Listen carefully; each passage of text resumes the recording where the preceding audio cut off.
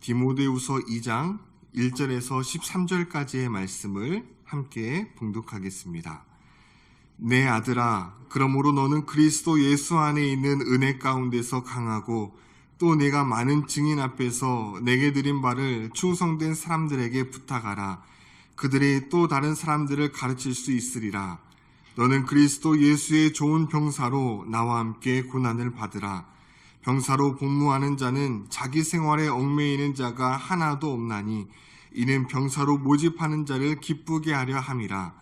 경기하는 자가 법대로 경기하지 아니하면 승리자의 관을 얻지 못할 것이며 수고하는 농부가 곡식을 먼저 받는 것이 마땅하니라. 내가 말하는 것을 생각해보라. 주께서 범사에 내게 총명을 주시리라. 내가 전한 복음대로 다윗의 씨로 죽은 자 가운데서 다시 살아나신 예수 그리스도를 기억하라.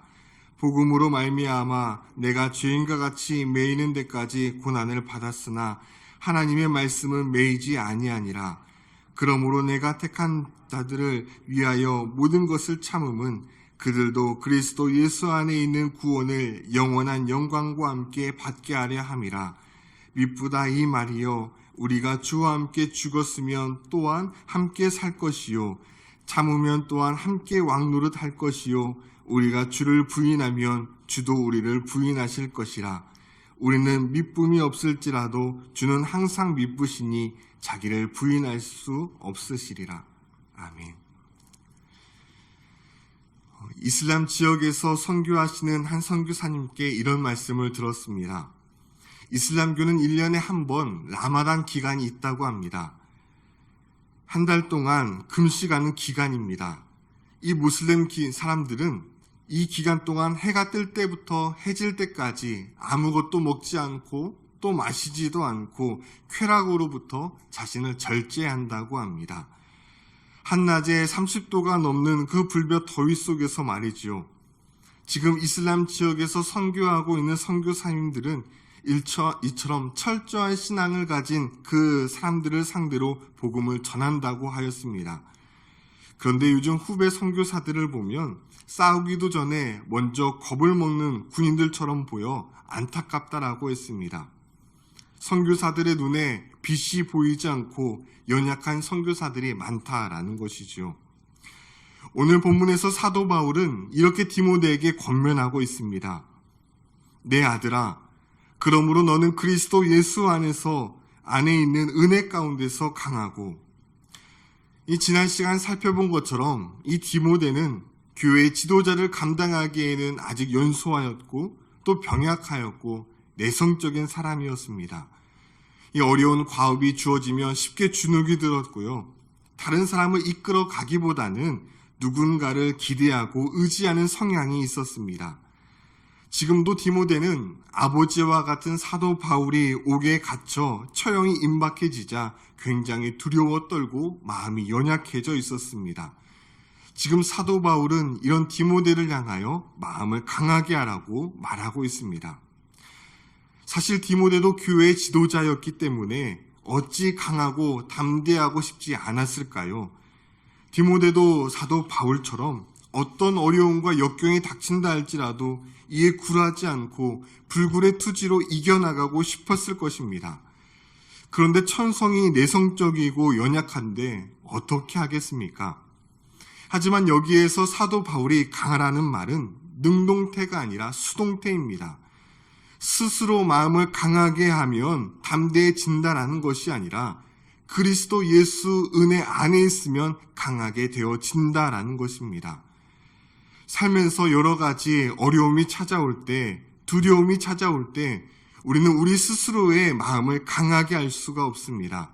하지만 그리스도 예수의 은혜를 입으면 환난 중에서도 두려워하지 않고 담대함을 얻을 수 있다라는 것이죠.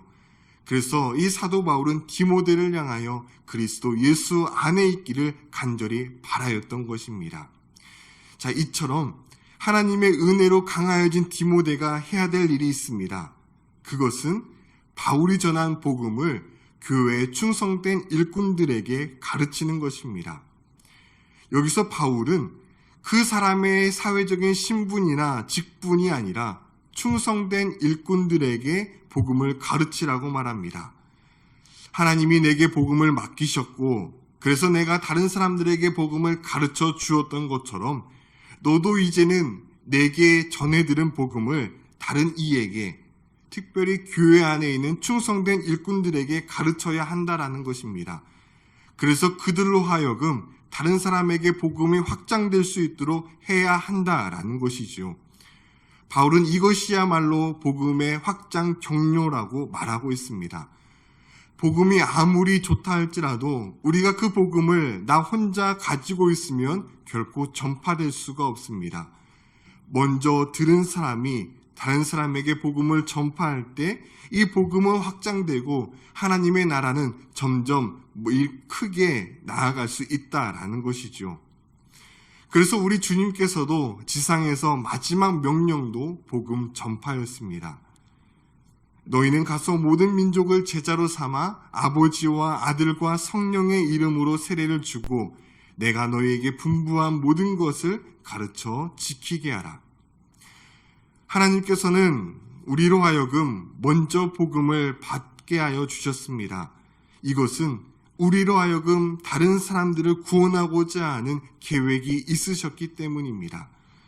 물론 우리가 복음 전파에 동참하지 않는다고 할지라도 하나님은 마땅히 하나님의 일을 행하실 것입니다. 그러나 우리는 맡겨진 사명을 감당하지 못한 그 책임은 반드시 지게 될 겁니다.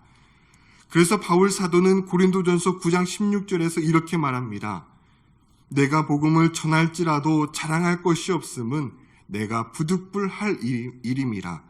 만일 복음을 전하지 아니하면 내게 화가 있을 것이로다. 성도가 복음을 전하는 것은 자랑할 만한 일이 아니라 반드시 해야만 하는 그런 사명이다라는 것이죠. 자, 그렇다면 복음 전파자로서 성도는 어떠한 모습을 갖춰야 할까요? 오늘 본문에서 바울은 3가지 비유를 통하여 우리에게 알려주고 있습니다. 첫째, 성도는 로마 병사의 자세를 가져야 합니다. 당시 로마 병사들은 이 복무 중에 평안함을 기대하지 않았습니다.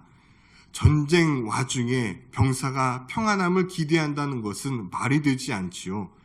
병사는 직급이 높든지 낮든지 어떠한 역경과 위험과 고난도 당연하게 받아들입니다. 그렇다면 그리스도의 군사된 우리도 어떻게 살아야 하는가? 3절 말씀을 보면 너는 그리스도 예수의 좋은 병사로 나와 함께 고난을 받으라고 말하고 있습니다. 하나님은 우리를 그리스도의 군사로 선발하셨습니다. 그리고 이리가 울굴거리는 세상 속으로 우리를 보내셨습니다. 때문에 성도는 이 세상 가운데 살아갈 때에 고생과 고난을 피할 수가 없습니다. 하지만 이 땅에서의 전투는 우리가 혼자가 아니라고 말하고 있습니다. 바울도 디모데에게 너는 나와 함께 고난을 받으라고 말하고 있습니다. 그리고 우리 주님께서 우리와 함께 하십니다. 그러니 로마의 병사가 고난을 피하지 않고 나아가듯이 우리 믿음의 그리스도의 병사된 성도들 역시 고난을 피하지 않고 이 땅 가운데 담대하게 복음의 사역을 감당해야 한다라는 것입니다. 또 4절 말씀을 보면 이 로마의 병사들 가운데 자기 생활에 얽매이는 병사는 아무도 없었습니다. 이 당시 로마 군인들은 이 복무 기간 중에는 다른 직업을 가질 수가 없었습니다.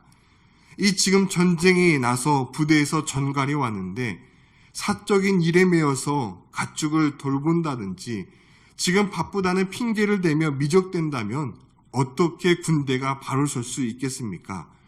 그래서 당시 로마 병사들은 이 병사의 일에 전념할 수 있도록 이 군 복무 기간에는 이 다른 직업을 가질 수 없었습니다.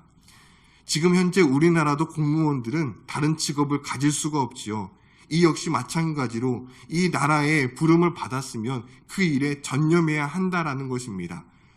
마찬가지로 이 이유는 무엇인가? 바로 보면 군사를 모집한 자를 기쁘게 하기 위함이라고 오늘 본문은 말하고 있습니다.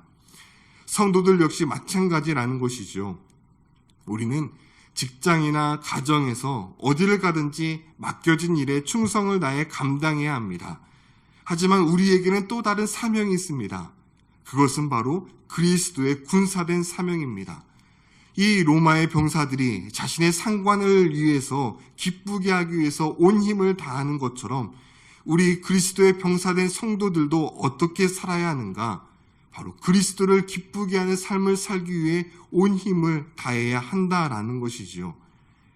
너희가 먹든지 마시든지 무엇을 하든지 다 하나님의 영광을 위하여 하라. 이처럼 그리스도의 군사된 성도는 나 중심의 태도를 버리고 우리를 불러주신 주님 중심의 삶을 살아야 한다고 바울은 말하고 있습니다. 복음 전도자가 갖춰야 될 두 번째 모습은 바로 운동선수를 통해 찾아볼 수 있습니다. 이 고대 그리스 로마에서는 4년마다 올림픽이 열렸는데요. 그 올림픽이 임하는 선수들이 그 과정이 매우 까다로웠다라고 합니다. 올림픽에 참가하는 선수들은 이 경기가 열리기 전 10개월 동안 예비훈련 과정을 받아야 했습니다.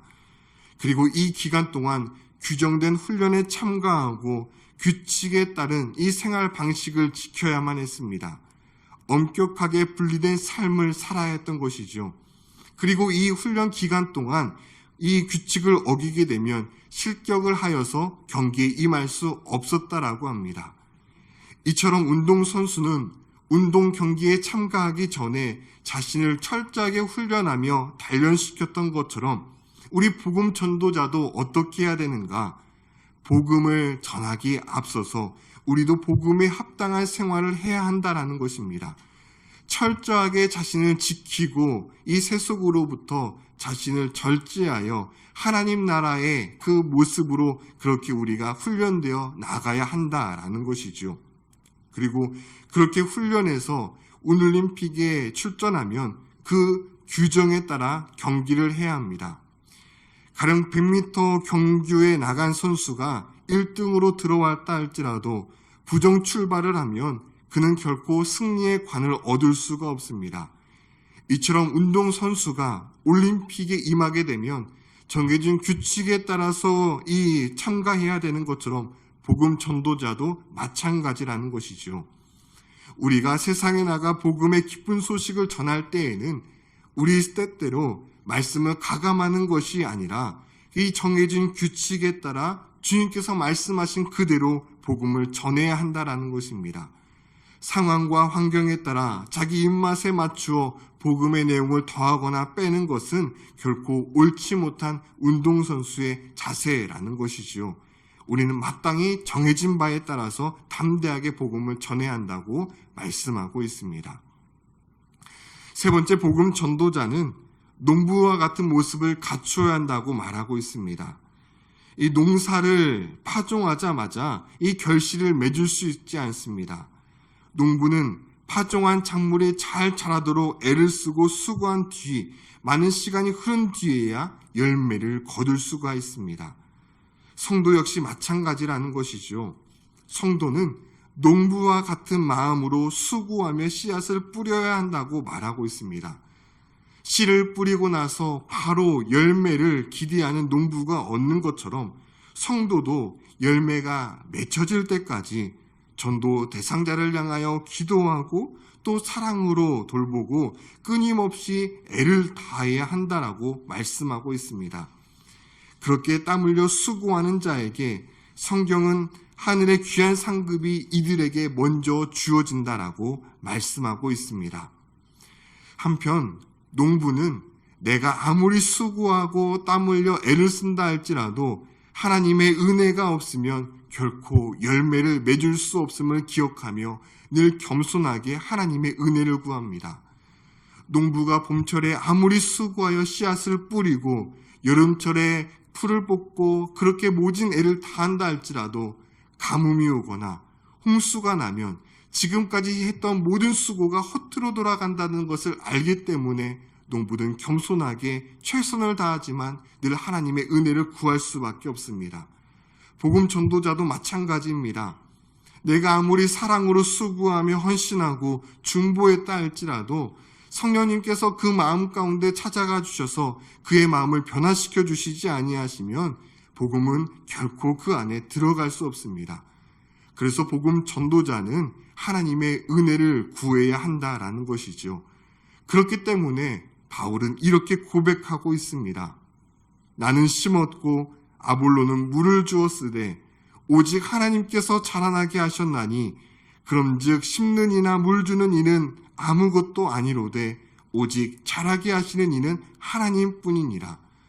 그래서 복음의 열매가 맺혀졌을 때 우리는 우리를 드러내고 자랑하는 것이 아니라 하나님이 하셨습니다라고 하나님을 자랑할 수밖에 없다라는 것이죠. 오늘 말씀을 통하여 두 가지를 한번 기억했으면 좋겠습니다. 여러 가지 상황과 어려움 속에 마음이 연약해져 있을 때 성도는 마음을 강하고 담대하게 하였으면 좋겠습니다. 그런데 이것은 우리 스스로의 힘으로 내가 강하고 싶다고 강하여지는 것이 결코 안 되고 그리스도 예수 은혜 안에 있을 때 강하여지게 된다는 것을 기억하면서 내가 두려움이 있고 연약해져 있을 때 더욱 그리스도 예수 안에 붙들고 나아갈 수 있는 저희가 다 되었으면 좋겠습니다. 두 번째, 복음 전도자로서 우리 세 가지 삶의 비유를 생각해 보았으면 좋겠습니다. 로마 병사와 같이 나를 부르신 상관을 위해서 기쁘게 하는 것처럼, 그리고 자기 생활에 얽매이지 않는 것처럼 우리가 그러한 삶을 살았으면 좋겠고, 또 올림픽의 운동선수가 철저하게 자신을 지키고 훈련하는 것처럼, 그리고 경기에 나갈 때에는 정해진 규칙에 따라서만 온전히 임하였던 것처럼 우리 역시 복음을 전하기 전에는 철저하게 우리 자신을 훈련시켜 하나님 나라의 백성된 자로 살아가고, 그리고 복음을 전할 때에는 가감없이 복음을 전하는 자가 되었으면 좋겠습니다. 마지막으로 농부의 모습을 우리가 바라보면서 씨앗을 뿌린 다음에 바로 거두려고 하는 욕심에서 벗어나 그렇게 철저하게 인내하고 또 수고하며 기다린 다음 하나님의 은혜만을 구하며 겸손하게 나아가는, 그래서 기쁨으로 단을 거두었을 때는 하나님의 은혜라고 고백할 수 있는 그런 저희의 모습이 다 되었으면 좋겠습니다. 함께 기도하겠습니다. 우리 이 시간에는 우리가 품고 있는 전도 대상자를 위해서 함께 기도하겠습니다. 하나님, 우리가 좋은 병사의 모습으로, 운동 경기에 임하는 운동선수의 모습으로, 그리고 농부와 같은 모습으로 나아가길 소망합니다. 그리고 마지막에는 이 모든 것이 하나님이 하셨습니다고 그렇게 하나님을 자랑하고 하나님을 찬송할 수 있는 저희가 되었으면 좋겠습니다. 성령이 아니고서는 누구도 예수를 주라 시인할 수 없사오니 하나님, 오늘도 우리가 씨앗을 뿌립니다. 기도의 씨앗을 뿌립니다. 하나님, 마음을 변화시켜 주시고 우리의 기도 대상자 하나님께서 은혜와 긍휼을 베풀어 주시옵소서. 우리 이를 위해서 함께 합심으로 기도하도록 하겠습니다. 기도하시겠습니다.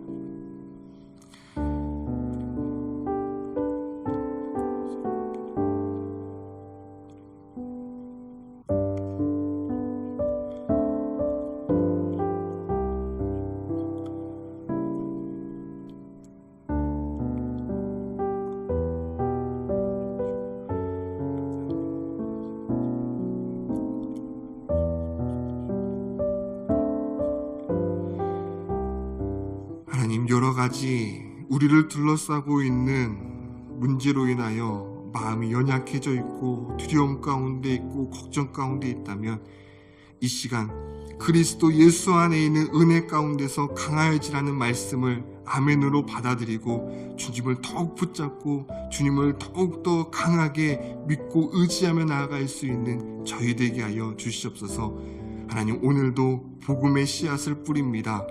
좋은 병사로, 경기에 임하는 운동선수의 모습으로, 소구하는 농부의 모습처럼 주님, 오늘도 씨앗을 뿌리오니, 기도의 씨앗도 뿌리오니, 주님, 우리를 통하여 하나님의 나라가 확장될 수 있도록 저희를 사용하여 주시옵소서.